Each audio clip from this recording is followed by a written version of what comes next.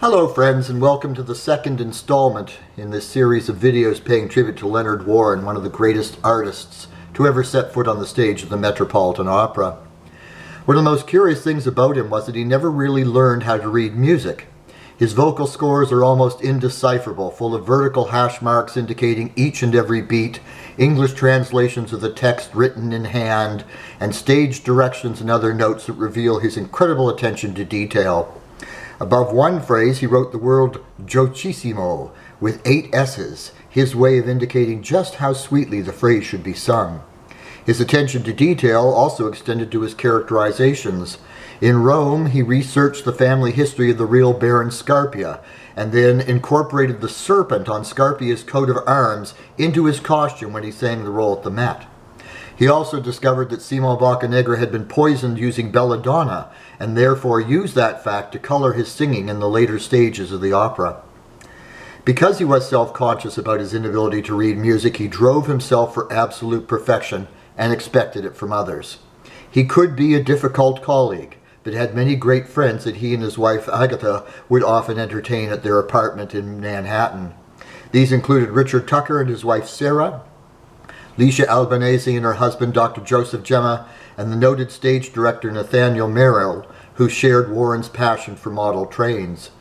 Dr. Gemma recalled one remarkable dinner party where after supper, Warren lay down on the floor of the apartment on his stomach and sang Di Quella Pira in key, complete with high Cs. While the Warrens enjoyed their spacious Manhattan apartment, they truly loved their summer cottage in Connecticut. Here Leonard could tend to his roses, fire up the barbecue, and take friends out for a fishing trip on his cabin cruiser, which he named Troubadour. His mother-in-law always wore a dress and her best pearls aboard, even when hauling in mackerel and pollock for the next morning's breakfast.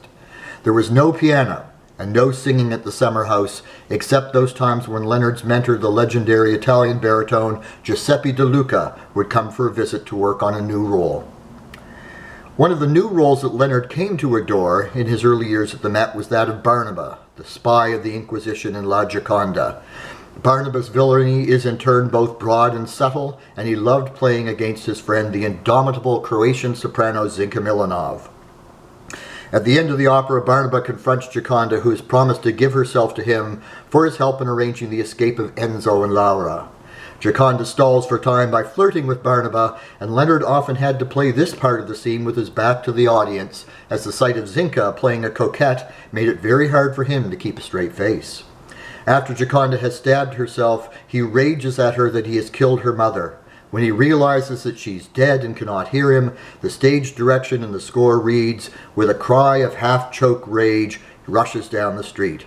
Leonard's cry, with a good measure of thwarted lust thrown in for good measure, has been oft imitated but never equaled. Here he is with Zinka from the Saturday afternoon broadcast of January the 3rd, 1953.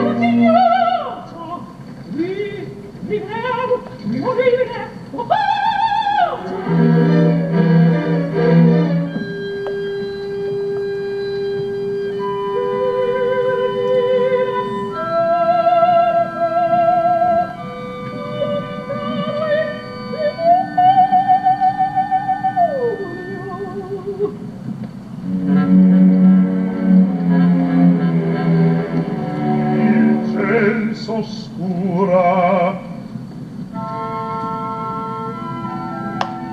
prega ed essa non sa qual testimon della razion la guarda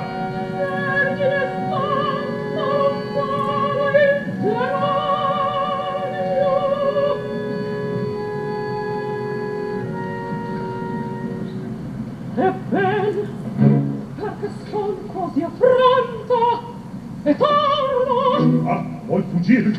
La fuga, il mio riscatto.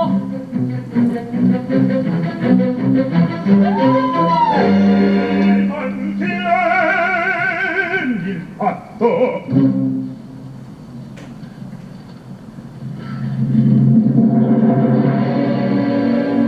Sì, il fatto mantengo. L'abbiamo giurato.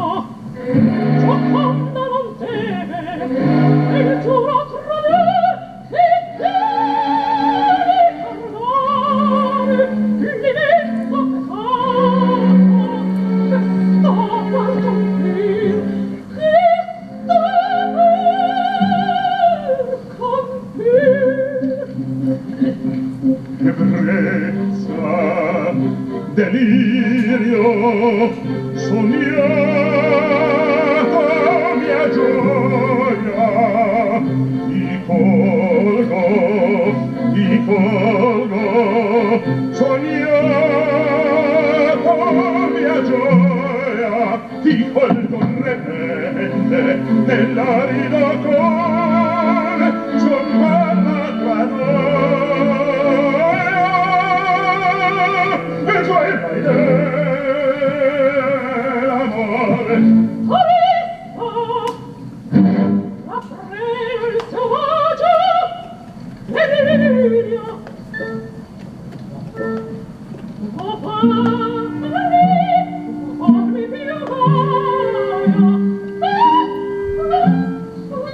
io fuggi ancora. Ebbrezza, Ti voglio ordinare la mia angustia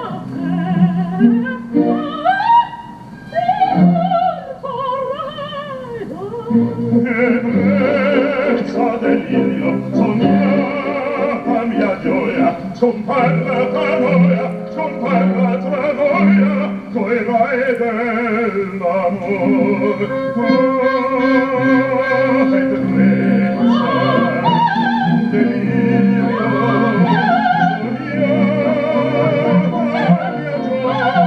mia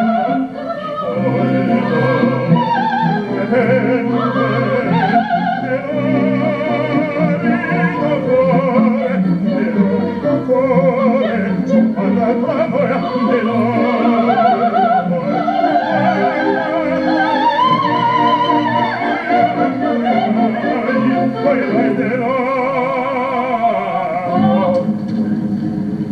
volesti il mio corpo, e non maledetto, il corpo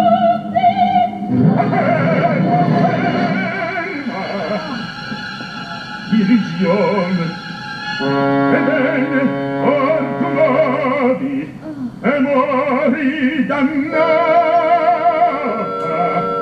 Ier tua madre m'ha offeso, io la poggiata.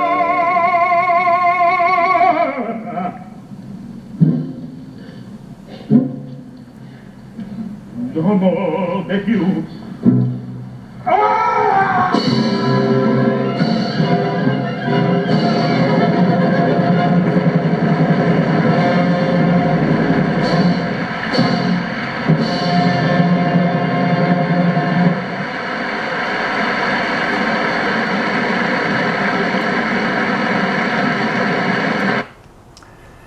Leonard's perfectionism manifested itself in many ways. Once he'd settled on a tempo for an aria or a bit of stage direction, he would not budge. This often led to conflicts with conductors, none more problematic to Warren than the Greek maestro Dimitri Mitropoulos. Now, to be fair, many other singers had issues with Mitropoulos. Piano rehearsals would always seem to go well, but when the orchestra got involved, the maestro would fall in love with the colors and sonorities of the music, and his tempos would grind to a halt. In 1956, the Met unveiled a new production of Ernani with Leonard cast as Don Carlo, King of Spain, and by the end of Act 3, Holy Roman Emperor. Before Act 3, on the opening night, and of course his big aria, O dei verdi'anni miei, Warren barged into Metropolis's dressing room and basically told the conductor that if he didn't conduct the aria as they had rehearsed, Warren would walk off and leave Metropolis to sing the aria himself. The threat seemed to work, as this broadcast of Ernani from 1956 is one of Leonard Warren's greatest Saturday afternoons. Here he is singing the wonderful aria O dei verdi'anni miei, complete with a stunning, unwritten final high A-flat that drives the audience absolutely bonkers.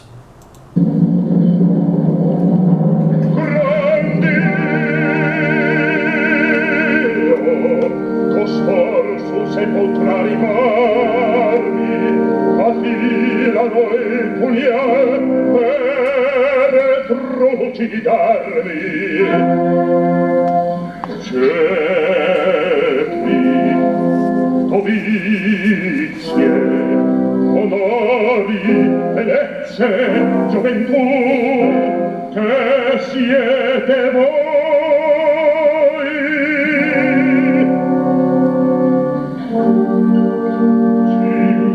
Natanti sopra il mar degli Adi, cui l'onda batte incessanti affanni, finché aggiunge lo scoglio della tomba, con voi nel nulla,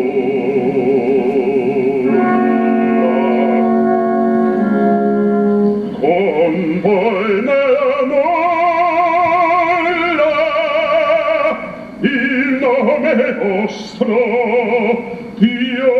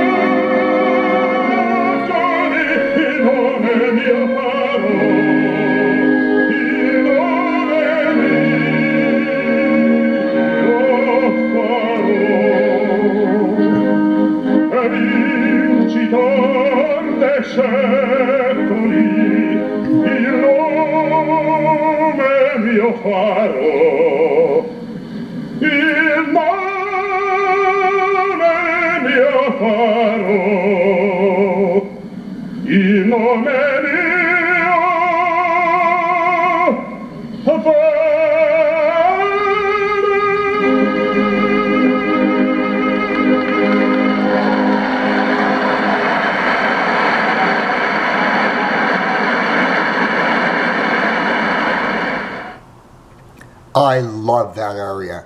The way that Verdi could make that surging melody just explode out of almost nothing. And the way, of course, Leonard's voice rides along with it at E Vincitore dei Secoli. Just absolutely fabulous. So next time, we'll conclude with a great artist at the very apex of his powers, capers in costume, and the tragic night of March the 4th, 1960. And now this is Verdi Guy 65 signing off from Dartmouth, Nova Scotia, Canada, wishing all of you a wonderful musical day.